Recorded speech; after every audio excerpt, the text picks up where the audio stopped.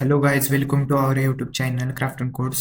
मी आर्यन शिंदे तुमचं स्वागत करतो आपल्या यूट्यूब चॅनलवरती. तर आज आपण शिकणार आहे what is Spring Boot, introduction to Spring Boot आणि स्प्रिंग बूट आणि बरंच काही. तर आज आपण ह्या लेक्चरमध्ये स्प्रिंग बूट काय आहे ते शिकणार आहे. तर तुम्ही जर आपल्या चॅनलला सबस्क्राईब केलं नसेल तर सबस्क्राईब करून घ्या आणि अ, हे बेल आयकन क्लिक करून घ्या, जेणेकरून तुम्हाला नवीन व्हिडिओचे नोटिफिकेशन येत राहतील. तर आज आपण शिकणार आहोत what is spring spring framework आणि व्हॉट इज स्प्रिंग बोर्ड. तर पहिल्यांदा आपण स्प्रिंग फ्रेमवर्क काय आहे ते समजून घेऊ. स्प्रिंग फ्रेमवर्क एक लाईट वेट जावाचं लाईट वेट कंपोनंट आहे. ते वाईडली यूज केलं जातं स्केलेबल आणि मेंटेनेबल एंटरप्राइज ॲप्लिकेशन डेव्हलप करण्यासाठी. आणि ते कम्प्रेहेन्सिव्ह प्रोग्रामिंग आणि configuration model, Java based model ते डेव्हलप करतं, जावा बेस्ड प्रोग्रामिंग प्रोव्हाइड करतं. त्याचे स्प्रिंग फ्रेमवर्कचे बेनिफिट्स काय ते समजून घेऊया. सिम्प्लिफाईड डेव्हलपमेंट म्हणजे स्प्रिंग जो आहे तो बॉयलर प्लेट कोड, जसं की डिपेंडन्सी इंजेक्शन, ॲस्पेक्टेड ओरिएंटेड प्रोग्रामिंग, म्हणजे ॲस्पेक्टेड ओरिएंटेड प्रोग्रामिंग आणि ॲप्लिकेशनला बिल्ड करण्यासाठी जे एक्सपेक्टेड ओरिएंटेड प्रोग्रामिंग स्लो करतं ते बिल्ड करायला. तर ते स्प्रिंग फ्रेमवर्क काय स्पीड देतं, म्हणजे गती देतं ॲप्लिकेशन बिल्ड करण्यासाठी. तर वेगवेगळे फीचर्स वापरून, म्हणजे dependency injection, aspect oriented programming असले फीचर्स वापरून ते डेव्हलपमेंट फास्ट करतं आणि इझी बनवतं डेव्हलपरसाठी. ॲप्लिकेशन ॲप्लिकेशन जे आहे, किंवा वेब ॲप्लिकेशन असेल किंवा एंटरप्राइज लेवल ॲप्लिकेशन असेल, ते इझी करतं बनवण्यासाठी डेव्हलपरसाठी. तर त्यामुळे तो वेळ पण वाचतो. लूज कपलिंग म्हणजे डिपेंडन्सी इंजेक्शन काय करतं, कंपोनंट्स जे लूजली कपल्ड आहेत का नाही ते चेक करतं. त्यामुळे ते मेंटेनेबिलिटी आणि टेस्टेबिलिटी इम्प्रूव्ह होते लूज कपलिंगमुळे. आणि मॉड्युलर आणि दुसरे बेनिफिट्स काय, मॉड्युलर आणि इंटिग्रेशन सपोर्ट आणि स्केलेबिलिटी. तर हे आहेत बेनिफिट्स स्प्रिंग फ्रेमवर्कचे. तर की फीचर्स पाहून बघूया. डिपेंडन्सी इंजेक्शन डिपेंडन्सी इंजेक्शन आता डिपेंडन्सी इंजेक्शन म्हणजे काय, तर स्प्रिंग एक कंटेनर प्रोव्हाइड करतं. तर ते कंटेनर वेगवेगळे क्लास असतात, वेगवेगळे इंटरफेसेस असतात. तर ते ती जी डिपेंडन्सी असते ती आपण आपल्या प्रोजेक्टमध्ये इम्पोर्ट करू शकतो. त्या इम्पोर्ट केलेली डिपेंडन्सी त्यातले फंक्शन्स काय असतील तेव्हा, किंवा कन्स्ट्रक्टर, किंवा वेगवेगळे फंक्शन्स असतील, ते मेथड्स असतील आपण जे जावामध्ये यूज करतो. तर ते बॉयलर प्लेट कोड जे क्रिएट केलेले असते ते आधीच एखाद्या डेव्हलपरनं क्रिएट केलेले असते. तर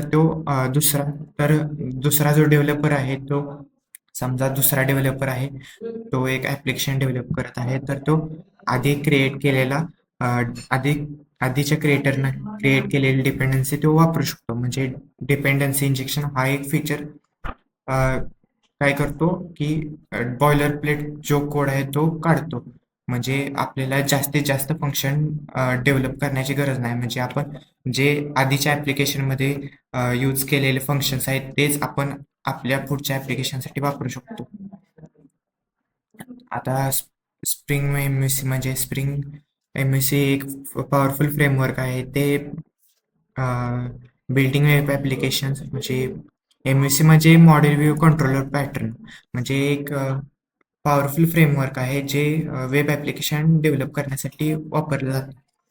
तर आणि स्प्रिंग आहे ना, स्प्रिंग सिक्युरिटी प्रोव्हाइड करतं. त्यामुळे म्हणजे ऑथेंटिकेशन असून दे, ऑथरायझेशन असून दे, किंवा व्हलनरेबिलिटीज पासून प्रोटेक्ट करणे असून दे, असे वेगवेगळे सिक्युरिटी प्रोव्हाइड करतात. जसे की ऑथ 2.0, परत JWT ऑथेंटिकेशन, हायबरनेट, असे बरेच काही स्प्रिंग फ्रेमवर्क आणि सिक्युरिटी प्रोव्हाइड करतं. तर कन्सेप्ट काय आहेत बघून घेऊया. स्प्रिंग फ्रेमवर्कचे डिपेंडन्सी इंजेक्शन आपण बघितलंच आहे मागं. डिपेंडन्सी इंजेक्शन म्हणजे काय, तर डिपेंडन्सी इंजेक्शन हे पॅटर्न आहे, ते यूज केलं जातं सॉफ्टवेअर डेव्हलपमेंटमध्ये इम्प्लिमेंट करण्यासाठी, इन्व्हर्जन ऑफ कंट्रोल इम्प्लिमेंट करण्यासाठी. तर आपण इथे एक्झाम्पल दिलेलं आहे बघा त्यांनी. कन्स्ट्रक्शन इंजेक्शन म्हणजे बघून घेऊया. एक क्लास आहे कार नावाचा, प्रायव्हेट इंजिन.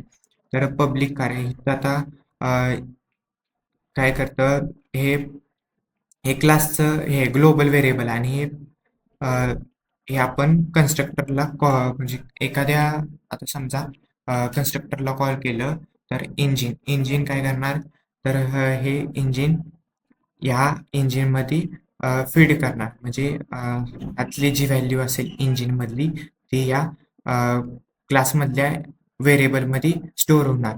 हेच इंजेक्शन आहे. हे मग हे जे इंजेक्शन आहे ते स्प्रिंग कमी करतं, म्हणजे हा जो कोड आहे तो पुढे जाऊन कमी होणार. तो पुढे जाऊन कमी होणार, हे आपण कसा होणार कमी ते पुढे आपण बघून घेऊ जेव्हा प्रोजेक्ट आपण डेव्हलप करणार आहे तेव्हा.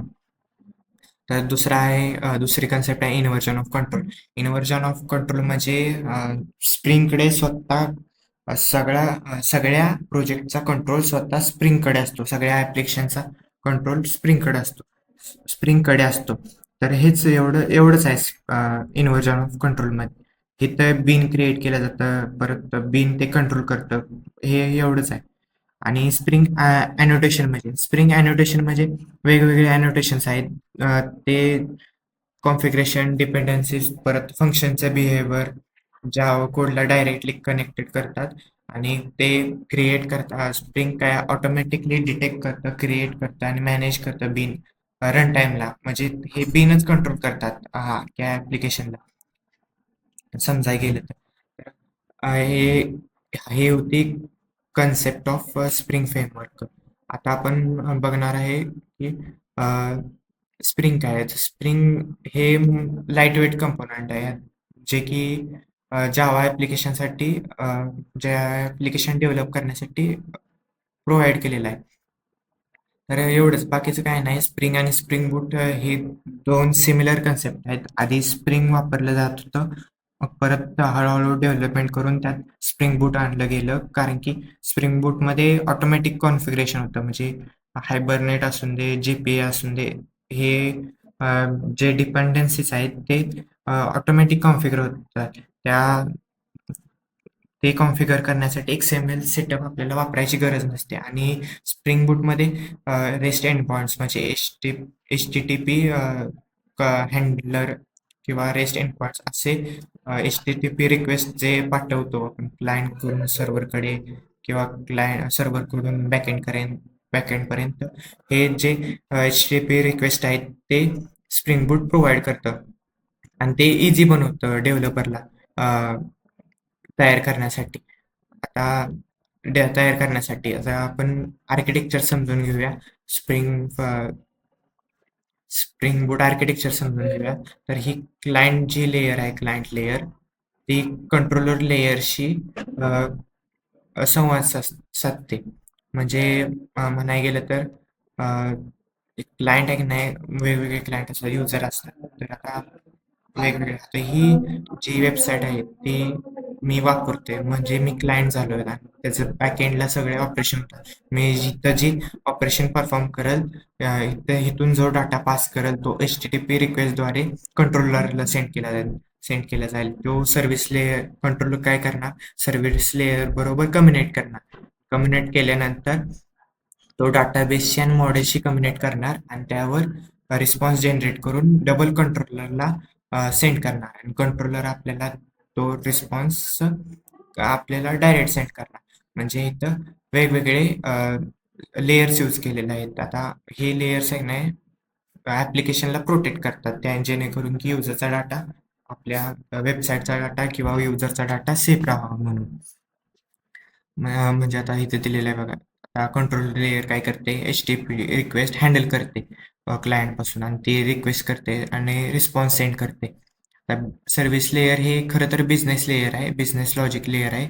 इथे सर्व सर्व्हिसेस फंक्शन्स डिप्लॉय केलेले जातात आणि ते रिपॉझिटरी लेयरशी कम्युनिकेट करते, म्हणजे मॉडेलशी. आता रिपॉझिटरी लेअर काय आहे? इथं डाटाबेस सर्व डाटाबेस ऑपरेशन्स रन होतात, हँडल होतात. म्हणजे क्रिएट असू दे, रीड असू दे, अपडेट असू दे, डिलीट असू दे. म्हणजे एसक्यूएल ऑपरेशन म्हणजे क्रिएट टेबल, डिलीट टेबल. म्हणजे हे डाटाबेसमध्ये एंट्रीज इन्सर्ट करण्यासाठी वापरले जातात. आणि मॉडेल लेअर म्हणजे जे आपले एंटिटीज डोमेन्स असून दे, ते जे की युजरचा नेम काय, एज काय, हे डिफाईन करण्यासाठी वापरले जातात. आणि ते ते जसं म्हणजे ते एक कॉलम आहे. म्हणजे आपण डाटाबेसमध्ये म्हणायला गेलं तर आपण टेबल क्रिएट करतो. टेबलमध्ये कॉलम्स असतात. त्या कॉलमची नेम्स म्हणजे नेम्स म्हणजे डोमेन आणि त्या टेबलचं नाव म्हणजे एंटिटी. आणि हे टेबल एंटिटीलाच डोमेन म्हणतात. आणि डोमेन मधले व्हेरिएबल म्हणजेच कॉलमचे नाव. हे असे स्प्रिंग बूट मध्ये आहे. आणि डाटाबेस लेयर जिथे ऍप्लिकेशनचा ऍक्च्युली स्टोअर करतो. आता फ्लो समजून घेतला आपण, म्हणजे क्लायंट कंट्रोलरशी कम्युनिकेट करतो, कंट्रोलर सर्व्हिसशी कम्युनिकेट करतो, सर्व्हिस रिपॉझिटरी थ्रू डाटाबेसची क्वेरीज रन करते. आणि डाटाबेसची क्वेरीज जी रन झाली तिथे रिस्पॉन्स जनरेट होतो आणि डबल तो सर्व्हिस लेयर प्रोसेस करून कंट्रोलरला सेंड करतो आणि कंट्रोलर परत क्लायंटला सेंड करतो. असंच आहे. हाच फ्लो स्प्रिंग बूटमध्ये ऍप्लिकेशन सर्व ऍप्लिकेशन वापरतात. आता HTTP रिक्वेस्ट कोणत्या आहेत ते बघून घेऊया. गेट, पोस्ट, पुट, डिलीट हे पण आपण पुढील येणाऱ्या व्हिडिओजमध्ये बघून घेणार आहोत. तर एवढंच होतं. आणि अजून म्हणायला गेलं तर स्प्रिंग बूट काय database spring data GPA hibernate ही एक डिपेंडन्सी आहे जी की स्प्रिंग बूट वापरतं डाटा मॅनेज करण्यासाठी, नो एसक्यूएल कमांड वापरण्यासाठी. आणि स्प्रिंग बूट काय करतं, मल्टिपल डाटाबेसेसला सपोर्ट करतं. आणि क्रूड ऍप्लिकेशन क्रूड रिपॉझिटरीज असतात ते सिम्पली क्रूड म्हणजे रीड अपडेट डिलीट एवढंच आहे क्रूड म्हणजे. आणि स्प्रिंग बूट का आपण लर्न करतो? कारण की फास्ट डेव्हलपमेंट होतं स्प्रिंग बूटमुळे आणि ऑटोमॅटिक कॉन्फिगरेशन असतं. आणि मायक्रो सर्व्हिसेससाठी जास्त करून स्प्रिंग बूटच वापरतात, कारण की स्प्रिंग बूट जास्त सिक्युरिटी प्रोव्हाइड करतं. आता बिल्ड टूल्स कोणकोणते वापरतात? कोणकोणतं बिल्ड टूल्स वापरतं? स्प्रिंग मेविन आणि स्प्रिंग म्हणाय गेलं तर मेविन आणि ग्रेडल आत्ताचे मेविन आणि ग्रेडल हे ऑटोमेशन टूल्स वापरतं खरं तर. तर ह्यात मेविन आणि ग्रेडल मध्ये म्हणाय गेलं तर मेविन एक स्टँडर्डाइज प्रोजेक्ट स्ट्रक्चर आहे आणि डिपेंडन्सीज मॅनेज करतं XML फाईल थ्रू. म्हणजे तिथे आपण डिपेंडन्सीज एक्सपोर्ट करू शकतो. आणि ग्रॅडल हे अँट अँड मेव्हिनचं कॉम्बिनेशन आहे. ते खरं तर कॉन्फिगरेशनसाठी चांगलं आहे. आणि ते जाणलं जातं की त्याची परफॉर्मन्स आणि फ्लेक्झिबिलिटी जास्त आहे म्हणाय गेलं तर. त्यामुळे आत्ताच्या काळात जास्त करून ग्रॅडल आहोत. पण ग्रॅडलचं म्हणाय गेलं तर एक ग्रॅडल सेकंडला अपडेट होत राहतं. त्यामुळे कधी एरर्स येतील कधी नाही ते सांगता येत नाही. पण त्यामुळे सर्व लोक आता कंपनीमध्ये म्हणाय गेलं तर मॅविन वापरतात. पण ग्रॅडल म्हणाय गेलं तर ग्रॅडल आपण आता खरं तर ग्रॅडल यूज करणार आहोत. कारण की ग्रॅडलमध्ये फास्ट ॲप्लिकेशन डेव्हलपमेंट होतं. ग्रॅडल आणि सोपं आहे समजण्यासाठी. तर एवढंच होतं आजच्या या व्हिडिओमध्ये. तर व्हिडिओ आवडला असेल तर लाईक करा, शेअर करा आणि आपल्या क्राफ्ट अँड कोडच्या चॅनलला सबस्क्राईब करा. आणि पुढील येणाऱ्या व्हिडिओमध्ये आपण स्प्रिंग बूटबद्दल आणखीन काही घेऊन येऊ. म्हणजे पुढच्या व्हिडिओमध्ये आपण स्प्रिंग इनिशियलायझर वापरून स्प्रिंग बूटचा प्रोजेक्ट कसा तयार करायचा हे आपण सांगू पुढच्या लेक्चरमध्ये. आणि स्प्रिंग बूटचे वेगवेगळे कंपोनंट्स, वेगवेगळे डिपेंडन्सीज आपण कव्हर करू. धन्यवाद.